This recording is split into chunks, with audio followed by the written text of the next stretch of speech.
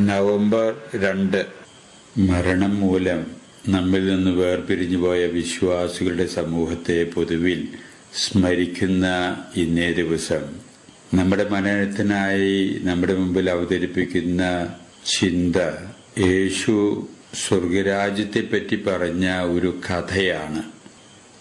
ഈ കഥയിൽ ഒരു യജമാനനും 3 ഭൃത്യന്മാരുമാണ് മുഖ്യ കഥാപാത്രങ്ങൾ ആയിട്ടുള്ളത്. യജമാനൻ തന്റെ 3 ഭൃത്യന്മാരെയും വിളിച്ച് അവരുടെ പ്രാപ്തിക്കനുസരിച്ച് ചില ഉത്തരവാദിത്തങ്ങൾ അവരെ ഏൽപ്പിക്കുന്നു.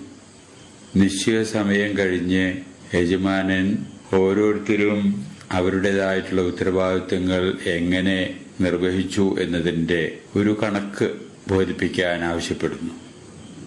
3-ൽ 2 പേരും അവരേറ്റെടുത്ത ഉത്തരവാദിത്തങ്ങള്, അവരെ ഏൽപ്പിച്ച ഉത്തരവാദിത്തങ്ങള് സാധിക്കുന്ന അത്ര ആത്മാർത്ഥതയോടും പ്രതിബദ്ധതയോടും കൂടെ അവർ നടത്തിയേ എന്നും ആ നടത്തിലെ ഒരുവിധം ഫലപ്രദമായി തീർന്നു എന്നും കണ്ട യജമാനൻ അവരെ ഉചിതമായിട്ട് സമ്മാനിക്കുന്നു.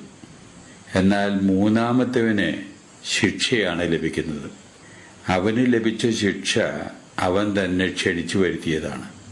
കാരണം അവനെ ഏൽപ്പിച്ച ഉത്തരവാദിത്വം അവൻ നടത്തിയില്ല എന്ന് മാത്രമല്ല, ആ ഉത്തരവാദിത്വം മടി കൊണ്ടും അലസത കൊണ്ടും ഒരുതരം അവന്റെ ഉഴപ്പു സ്വഭാവം കൊണ്ടും ഒട്ടും ആത്മാർത്ഥത കാണിക്കാതെ അവൻ അത് കൈകാര്യം ചെയ്യാൻ ഇടവന്നതിന്റെ അടിസ്ഥാനത്തിലും കൂടിയാണ് അവൻ ശിക്ഷിക്കപ്പെട്ടത് എന്നുള്ളതാണ് ഈ കഥയിലുള്ള മുഖ്യ സന്ദേശം.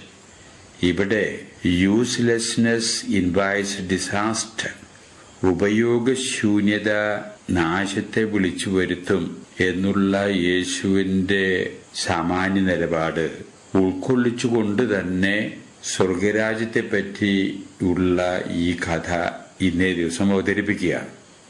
അതിന്റെ അർത്ഥം സ്വർഗരാജ്യത്തിലെ പൗരന്മാര് ഉത്തരവാദിത്വപൂർണമായും ആത്മാർത്ഥതയോടുകൂടിയും ഫലപ്രദമായ രീതിയിലും അവർക്കായിട്ട് നൽകിയിരിക്കുന്ന ജീവിതങ്ങള് ചെലവഴിക്കേണ്ടതുണ്ട്. അങ്ങനെ ചെലവഴിക്കുന്ന വ്യക്തികളാണ് സ്വർഗരാജ്യത്തിലെ പൗരന്മാരായിട്ട് അംഗങ്ങളായിട്ട് തീരുക എന്നുള്ളതുമാണ് ഈ കഥയുടെ മറ്റൊരു സന്ദേശം. സ്വർഗരാജ്യത്തിലേക്ക് ക്ഷണിക്കപ്പെട്ടിട്ടുള്ള ആളുകളാണ് എന്ന് വരികിൽ തന്നെ അവനവനിൽ നിക്ഷിപ്തമായിരിക്കുന്ന ഉത്തരവാദിത്തങ്ങള് യഥാവിധി ഫലപ്രദമായി യുക്തിഭദ്രമായ രീതിയിൽ നടപ്പിലാക്കാൻ ഇടവരാതിരിക്കുന്ന വ്യക്തികള് സ്വർഗരാജ്യത്തിൽ നിന്ന് പുറത്ത് ശിക്ഷയുടെ രീതിയിലേക്ക് തള്ളപ്പെടാൻ അവർ തന്നെ ഇടയാക്കുന്നു എന്നുള്ളതാണ് ഇതിന്റെ സൂചന. ഈ സൂചനയിൽ നിന്ന് ഇന്നത്തേതായിട്ടുള്ള ദിവസത്തിന്റെ പ്രത്യേകതയായിട്ട് നാം മനസ്സിലാക്കേണ്ടത്, നമ്മുടെ ഇടയിൽ നിന്ന് സ്വർഗരാജ്യത്തിലേക്ക് വിളിക്കപ്പെട്ടിരുന്ന വിശ്വാസികളുടെ സമൂഹം ചിലര് ഉത്തരവാദിത്വപൂർണമായിട്ട് അവരുടെ ജീവിതം നിർവഹിച്ചു, അവർ ഉചിതമായിട്ട് സമ്മാനിക്കപ്പെടും.